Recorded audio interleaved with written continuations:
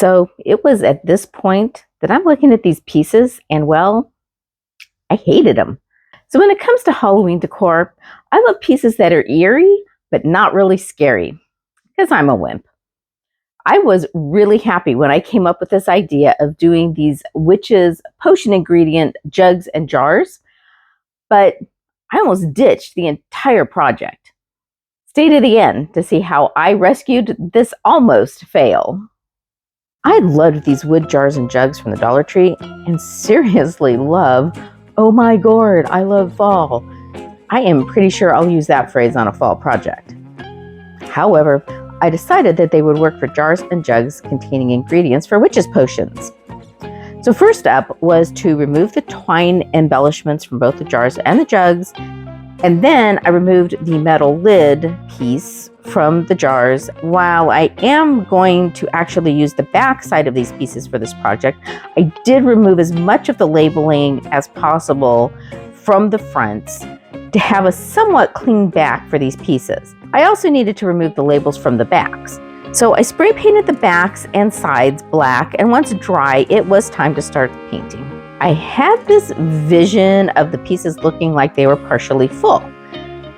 So for the empty portion, I used glass paint. Now, a couple of months ago, I did a video comparing different types of paint on different materials, and one of the paints was glass paint. I thought that it was paint meant for glass, but in reality, it is paint meant to simulate glass. It dries shiny and smooth. I will say it's a very nice feel if you're a tactile person. For the jugs, I used my terracotta paint on the handle and the neck, which produces sort of a stone look. I also painted the cork brown and added some metallic brown paint to give it some texture. I also painted the lid section of the jars with silver metallic paint. Finally, for the part of the container that wasn't empty, I used a black metallic paint. I particularly liked this because the flecks of gold give it a somewhat iridescent look. So after 2 coats of paint, I used a small, dry, somewhat rough brush to blur the edges together. Once dry, it was time to adhere the labels. My original plan was to create them in my digital scrapbooking program, but after searching Pinterest for ideas, I came across this free download from overthebigmoon.com, and that site is linked below. They are Harry Potter labels, and while I'm not super versed in the HP world, I definitely liked the look of the labels. I adhered the labels, which honestly aren't staying on the piece very well. However, I had planned to use this new varnish product that I recently purchased, anticipating that it would give the pieces a glossy finish like glass. So I figured the varnish would serve as a way to keep the labels adhered as well. I then was ready to adhere the metal strips back to the jars, but I needed to give them a weathered look. I started with just painting them with the brown metallic paint, which did nothing. So I switched to dabbing the paint on. I'm using a really stiff brush here, and while it definitely is the look I wanted to achieve, in hindsight, I wish I had done a second coat. However, I am not unhappy with the look. So it was at this point that I'm looking at these pieces, and well, I hated how they looked.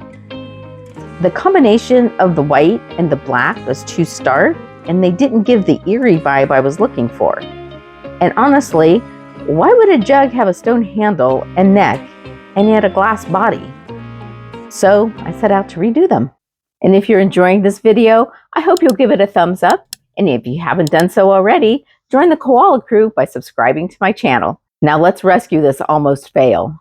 Now luckily, I made this decision before that varnish had really fully dried, so removing the labels was not too difficult. For the jars, I decided to put a coat of the black metallic paint over the white, and I was immediately much happier. Because of the texture and finish of that glass paint, the black paint gave a much better old jar feeling. For the jugs, I decided to completely cover the black and white with the terracotta and have them look more like just stone jugs. Once the terracotta was dry, I needed to do something to give them a bit of texture. My first thought was to do a spray of brown with a toothbrush.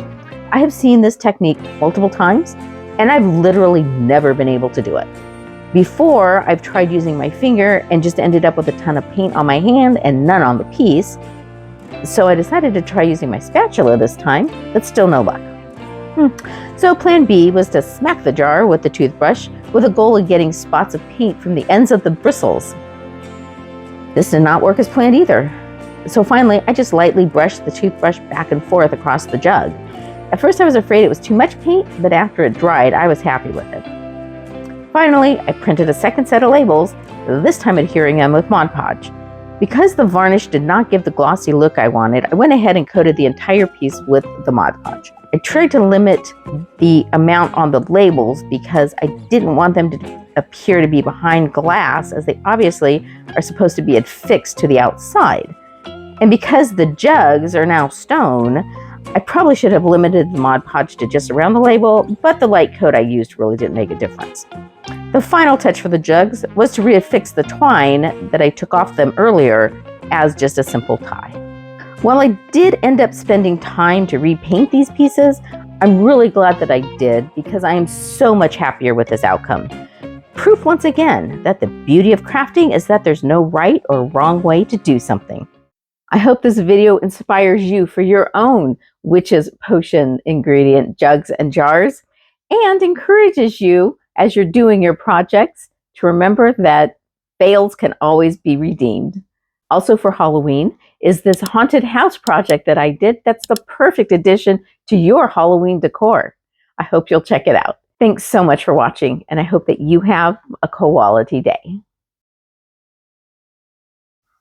I wonder if my cute earrings are going to show. Let me know in the comments how you're join my subscription. If you haven't done so already. God, now I got something in my eye. Oh, that was better.